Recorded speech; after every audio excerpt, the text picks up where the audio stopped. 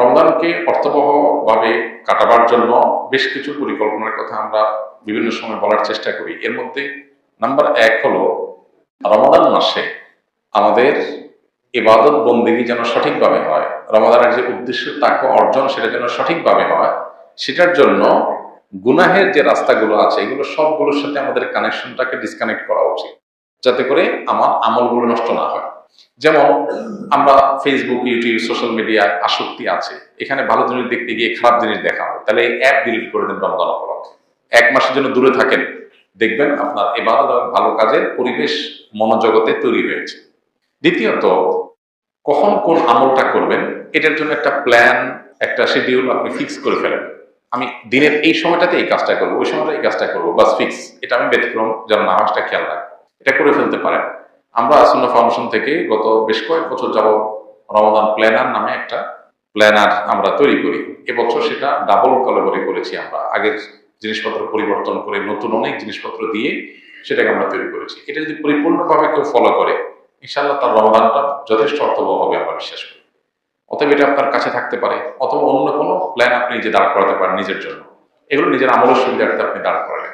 তৃতীয়ত, রমাদানের সঠিক পরিকল্পনা অংশ হিসাবে বিগত রমাদানগুলোতে আমার কি কি কারণে আমল ইবাদত হয়নি, কোন কোন ব্যস্ততা, কোন কোন ঝামেলার কারণে করতে চাইও হয়নি, সেগুলো চিহ্নিত করেন, করে এই রমজানের জন্য না হয় সেটার জন্য প্ল্যান করেন। শেষ 10 দিন যদি আপনি এতেকাফে বসার সিদ্ধান্ত নিতে পারেন, আগে আগে সব কাজ কাম ঝামেলা সেরে 10 দিন এতেকাফে বসেন, তো অটোমেটিক আপনার রমজান দেখবেন অর্থবহ অনেক ইজি হয়ে গেছে। কারণ মসজিদে বসে আপনি 10 দিন ইবাদত করবেন, সুযোগ তৈরি হবে, বাইরের সাথে ডিসকানেক্টেড হয়ে যাবেন। আমাদের যে অনেক কানেকশন, অনেক যোগাযোগ, আমাদের এক একজনের ফেসবুকে 4-5 হাজার বন্ধু, যার 5 হাজার বন্ধু আছে সেই ইবাদত কখন করবে? মানে বন্ধুর হক আদায় করতে করতে তো শেষ। বন্ধু মেসেজ দিছে, কি দিছে, বন্ধুর নোটিফিকেশন আসছে, বন্ধুর জন্মদিবস নোটিফিকেশন আসছে, তারা উইশ করো, বন্ধু পোস্ট দিছে সেখানে কমেন্ট করো, লাইক দাও। মানে এই তামাশা যদি করতে করতে 5 হাজার বন্ধু কি সোজা কথা? এই জন্য আমরা যদি এই সমস্ত কানেকশন গুলো থেকে একটু সরে আসতে পারি, এতে কাফে বসেন শেষ 10 দিন, আরো সম্ভব হলে 20 দিন বসেন, দেখবেন আপনার আমল নেই করা সহজ হবে। এই জগতের ব্যস্ততাগুলো থেকে সরানো ছাড়া আমলের পরিবেশ আসলে খুব বেশি হয় না। এর জন্য সৎসাহস দরকার, সঠিক হিম্মত দরকার। আমরা রমাদানকে কেন্দ্র করে এই জন্য 3টা বই লিখেছি আলহামদুলিল্লাহ। একটা হলো রমাদান প্ল্যানার, যেটার কথা বললাম, একটা হলো মাহে রমজানের সাথে আমল, এটা আরেকটা বই ছোট্ট। আরেকটা হলো তারাবিতে প্রতিদিন কি পড়া হয়। সব মসজিদে বাংলাদেশে একই নিয়মে তারাবি হয়, একই নম্বর পারা চলে, ওই পাড়ার নির্যাস কি সেটা আমরা ওখানে উল্লেখ করেছি, তারাবি সালাতে কোরআনের বার্তা এই বইয়ে। এটা যদি নিয়মিত পড়েন তাহলে কোরআন সম্পর্কে আপনার ধারণা হয়ে যাবে, তেলাওয়াতের পাশাপাশি অর্থটা বোঝার তৈরি হবে, কোরআন আল্লাহ কি বলেছেন পুরো রমজানে আপনার সামনে জানাটা সহজ হবে। আল্লাহ তাআলা আমাদেরকে অর্থবহ রমাদান কাটাবার তৌফিক দান করুন।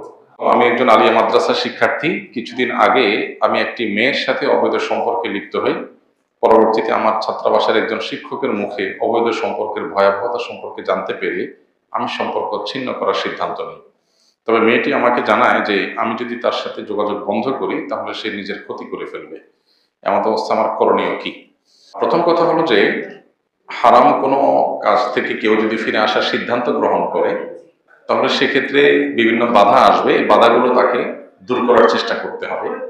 এখানে যে বাধার কথা আপনি বলেছেন যে মেয়ে নিজের ক্ষতি করবে, মানে আত্মহত্যা করবে বা এই টাইপের কিছু সে ইঙ্গিত করেছে, তো প্রথমত আপনার কাজ হলো তাকে বোঝানো, যতটা হৃদয়ের আকুতি দিয়ে আল্লাহর ভয় যেটা আপনার মধ্যে জাগ্রত হয়েছে সেটা তার মধ্যে জাগিয়ে তুলতে পারেন সেই চেষ্টাটা আপনি করবেন।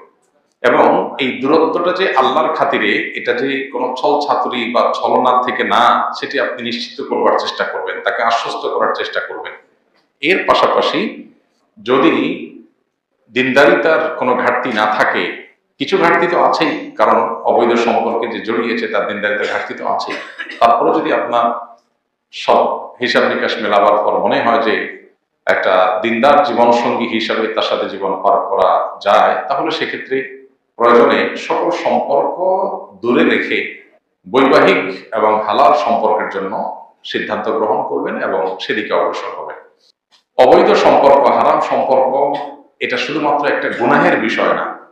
গুনাহ তো বটেই, এর কারণে জাহান্নামের শাস্তি তো আছেই, এর মাধ্যমে আমাদের ইমানের শক্তি ধ্বংস হয়ে যায়, তাকওয়ার শক্তি শেষ হয়ে যায়, আমাদের আধ্যাত্মিক ক্ষমতার শক্তি এগুলো শেষ হয়ে যায়, আল্লাহর সাথে কানেকশন ডিসকানেক্টেড হয়ে যায়, শয়তানের সাথে আমরা লিঙ্কেড হয়ে যাই।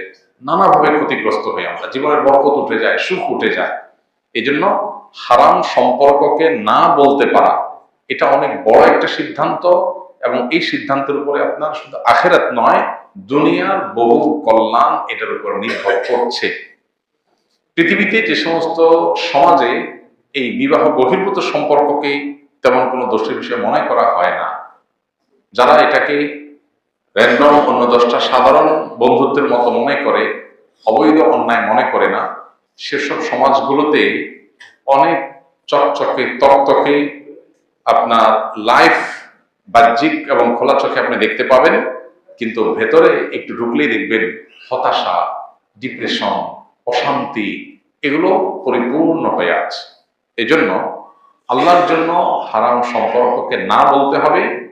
এখন যাকে আপনি এতদিন হয়তো বিবাহ করবেন প্রতিশ্রুতি দিয়েছেন, ওয়াদা করেছেন, তিনি হয়তো মনে করবে আপনি কোনো কারণে প্রতারণা করছেন, এই জন্য তাকে আশ্বস্ত করবার জন্য সেরকম হৃদয়ের আকুতি দিয়ে চিঠি লিখে, মেসেজ লিখে, মেইল পাঠিয়ে তাকে বোঝাবার চেষ্টা করেন, এবং সেই সাথে যদি বিবাহ করার মতো হয় বিবাহ করে ফেলেন বা বিবাহ করার প্ল্যান করেন, কিন্তু সম্পর্ক বলেন যে আপনার কোনো সম্পর্ক থাকবে না। এবং এরপরও যদি আল্লাহ না করুক সে ভুল কিছু করে, তাহলে সেটার জন্য আপনি হারাম সম্পর্ক কন্টিনিউ করে যেতে বাধ্য নন।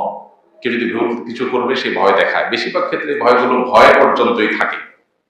তারপরেও আল্লাহর অবাধ্য হওয়ার কোনো সুযোগ নাই কোনো মানুষের দিকে তাকিয়ে। বিধায় এই জিনিসটাকে খুব শক্ত হাতে যেমন ডিল করতে হবে, ঠিক একইভাবে খুবই সচেতনতার সাথে ডিল করতে হবে, যাতে করে সাপও মরে লাঠিও না ভাঙে। আল্লাহর অবাধ্যতা থেকেও আমি সরে আসতে পারি, আবার যেন কোনো অনাকাঙ্ক্ষিত কিছু না হয়। যদি আমি দুইটাকে একসাথে কম্বাইন করে বা আপনার দুইটাকে একসাথে আমার কনসিডারেশনে এনে আমি করতে না পারি, তাহলে আমি কনসিডার করবো আল্লাহর বিধান। সো আল্লাহর বিধান রক্ষা করতে গিয়ে যদি কোনো মূল্য দিতে হয়, আমি প্রস্তুত, এতটুকু থাকতে হবে। এটাই হল তাকওয়ার দাবি।